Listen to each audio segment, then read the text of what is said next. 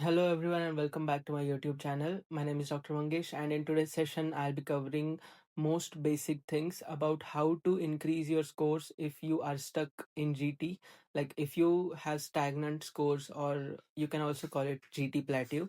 I'll be starting the session with the basic topic, that is what is GT plateau, is it normal to have GT plateau, and how you can increase or how you can get out of this GT plateau or stagnant scores. So basically, the main thing about students nowadays is that you guys are afraid of giving GTs because most of the students texted me that I have not completed all the subjects. How can I give a GT? Because just after completing 3 to 4 subjects, I will not get good scores, and rest of the things were there. So yeah, you have a point in that, but still, how will you get to know about your preparation or about the subjects which you have completed if you are doing it right or wrong, like your approach to the subjects is right or wrong? You will be able to analyze everything only if you give a GT. So it is very important to start giving GTs, and once you start giving GTs you will face some difficulties, that is stagnant GT scores. So today's session will be dedicated to solving that problem only. Most of us go through this phase of preparation whenever we give a GT, let's say 2 3 GTs, and our scores are stuck in between 130 to 150, or let's say 140 to 150. This is a very stressful situation because whatever we study, no matter how much we try, our scores are not improving, and this causes unnecessary anxiety and panic, and it affects our preparation, revision, and question solving, everything. At some point we start doubting our source, or we start doubting our preparation strategies and planning, that are we doing a right thing. And in today's video I'll be answering your all the questions, and I'll be clearing your all the doubts. So stay tuned till the very end, because in the end I'll be also telling you guys 5 basic tips which will help you to increase your scores in the grand test, let it be mock test, recall GT, or anything. So let's start today's session with the very basic thing, that is what's GT plateau and is it normal thing to have. GT plateau means if you are having constant GT scores or stagnant GT scores for 3 to 4 GTs. For example, if you got a score of 127 in your this GT, and if you give 1 or 2 more GTs, and then also at that time you are having score in between 130 to 135. So this is called as GT plateau or stagnant GT score, and it is a normal thing to have, because if you are studying, if you are preparing for your exam, and of course at this moment you have 3.5 or let's say 4 months remaining till your exam, so you have good amount of time remaining. There is not even faculties already started having live lessons. There are offline classes as well, and they haven't completed their syllabus for very first time as well. So yeah, there are still some subjects remaining and you have plenty of time in your hands, so there is no need to panic or stress over this thing. We will be discussing this thoroughly. So let's move towards the next topic, that is how you guys can increase your GT scores. So I'll be giving few tips. So the tip number one is that you have to give your GT sincerely. Like, you shouldn't be wasting your time in between the GTs. You have to start your GT exactly in the morning, let's say 8 o'clock, 9 o'clock, or any time, but in the morning, because actual FMG exam starts in the morning. And then you have to sit and give you 100% till the very last question of the exam. So this amount of dedication you have to show towards the GTs or mock tests.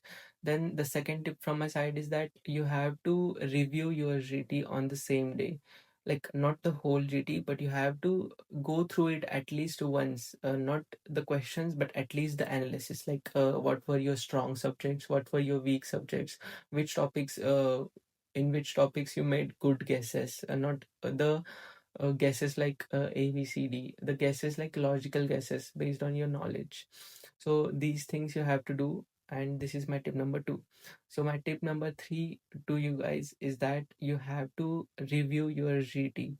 Reviewing a GT seriously is more important than solving a GT, because what you do is that whenever you review a GT, you are doing active recall of those topics. You have to divide your GT mistakes in 3 categories. The first category should be about the questions which you have no idea about, like the completely unknown question or topic, and you have to mark it in your notes. Then the second topic should be the second category should be about the things which you knew but still you made mistakes. For example, if your concepts are not clear, or for example, if there were value based questions or numerical based questions and you got those wrong. For example, burns in surgery, or anything else. So yeah, you have to categorize your questions in these categories. And the third category should be the reading errors. For example, if you didn't read all of the following except, or if you didn't read not, the word not. So yeah, such kind of errors happen while solving GTs, and also happens while giving actual exam because of anxiety or pressure, anything.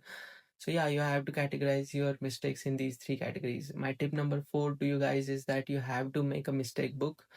I'm not talking about 20th book, because this is not the right time to start making 20th notebook.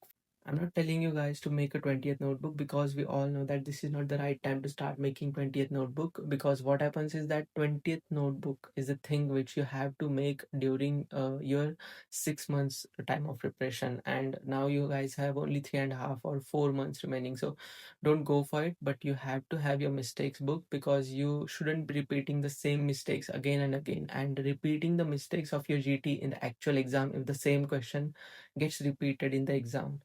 So this will be the huge mistake, or let's say a crime to do. So yeah, review the GT properly. And I don't want you guys to make mistakes notebook and write down whole paragraphs in the mistakes notebook, because what you have to do is that make one liners of those topic. For example, if you got any question wrong, and in the explanation you find 2 3 paragraphs, so read the explanation, take only important points from those 2 3 paragraphs, and make a one liner out of it. So what will happen is that you'll have to go through these mistakes quickly before the exam, which will help you to review your mistakes fast enough. And my last tip for you guys is that many faculties and many senior students who cleared the exam will say this thing to you, because I also heard this thing from my during my preparation from faculties and students, that you don't have to focus on your GT marks, and those are not important. You have to be thorough in reviewing GT, reviewing your mistakes. What matters is that how many mistakes you made and how you review them. But this is not the thing, because from my point of view personally, I think that you have to focus on your score as well, because you have to set some specific target. For example, during my preparation my target was 250 plus, but I got only 180 plus, like 181 marks. So yeah, what you have to do is that set some target, for example 210 marks or 212 marks, and you have to chase that goal. While giving your GT, you have to actively tell your brain that yeah, my target is this amount of marks, so I have to give a GT with this amount of seriousness. If you'll just sit for the GT assuming that you will be having experience of actual exam and nothing else, so you will still benefit from GT, but not to the max level. So yeah, you have to do this thing if you want to increase your GT scores. And what I will suggest you guys is that keep solving questions, keep solving PYQs, and make sure you mark the PYQs in your own notes, whatever notes let it be, like any application, or if you have your own handmade notes, let it be anything. But you have to do this thing, because this becomes very handy in the last days of preparation. Like you will have your notes ready with only those amount of concise information or concise topics which you have to see, you must know before the exam. So yeah, this will help you to increase your GT scores. And the remaining part is about the motivation. Many students are stressed at the moment. I received messages from students saying that I don't feel like studying anymore because I'm doing the same thing again and again. Many of the students were fed up of the routine they are having. They're not able to follow the schedule, and there were many more things. But you are your only hope, and you have to work hard for these 3 months. बस 3 महीने की बात है.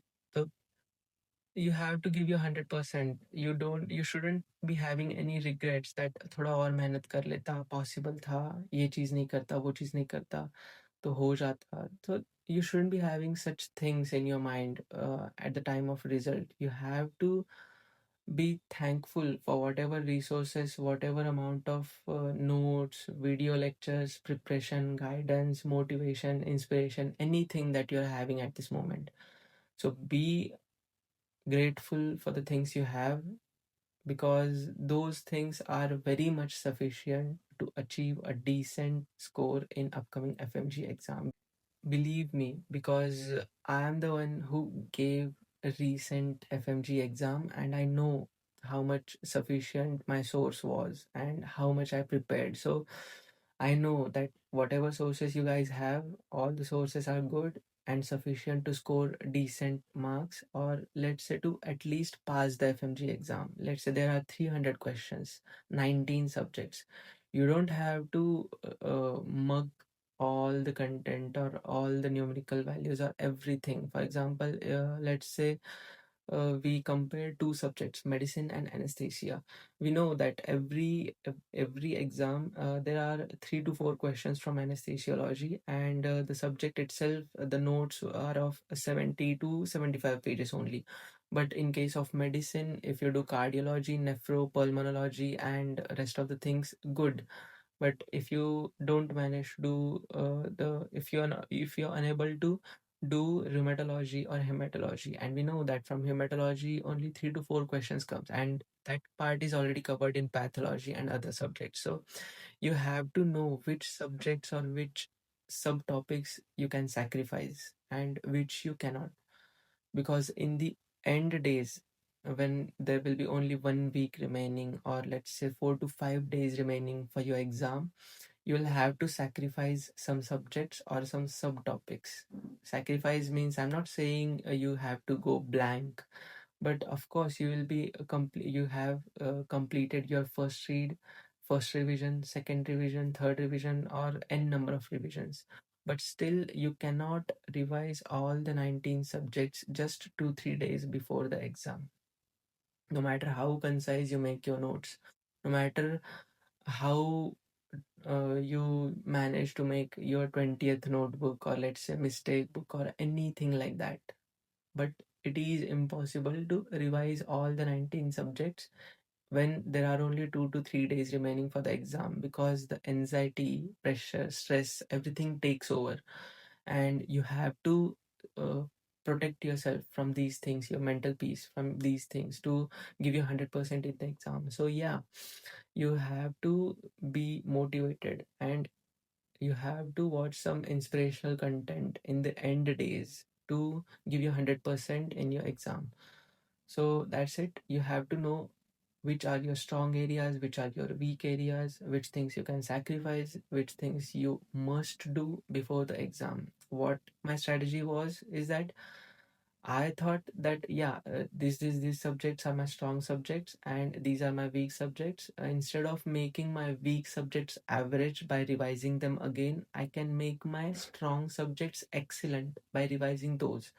So I didn't revise my weak subjects, but I revised my strong subjects when there were 2 to 3 days remaining for the exam. You guys can plan your strategies accordingly. I'm always there to help you guys, no matter what. If you need any PDFs, or if you need any motivation, if you need some guidance, if you need me for planning your schedule, or if you want to know my GT scores, my preparation strategy, or anything else, just feel free to text me. I have already given my details of Telegram and WhatsApp, so you can connect me there. Thank you so much for watching my video. Make sure, if you find this video helpful, like, share, comment, and subscribe to my channel. So it will help me to reach more and more number of students who need to listen to these topics or content which we covered in today's session. So what we covered is that how you can improve your GT scores, what is GT Plateau, how you can overcome the stress, anxiety, and the 5 basic tips which will help you to get out of that GT plateau. Thank you so much and have a nice day. Good luck for the preparation. Thank you.